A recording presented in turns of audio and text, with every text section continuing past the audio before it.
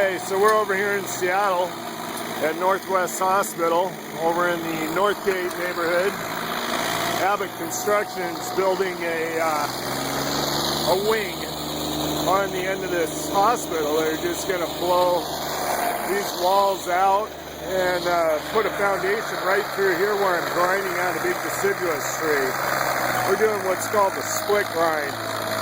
So the excavator, I mean, that was a really big deciduous stump, and the excavator would have really had a hard time digging that out, and it wouldn't have really fit in his dump truck, so he would have had to break it all up. And a lot of times it's easier for him if we just plow through the top 2 feet or so of the stump. We're getting it down about 2 feet below the grade, and that'll leave it paper thin, and he can punch through what's left with his bucket and just peel out the big roots that are sprawling out.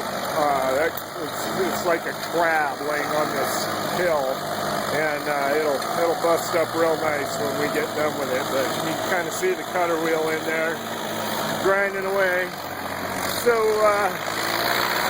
yeah, they're gonna put a foundation, putting in a foundation right through here, and this whole wall is gonna be way out here, about 20 feet or so. So then there's another aspect of this project that we've completed already earlier this morning.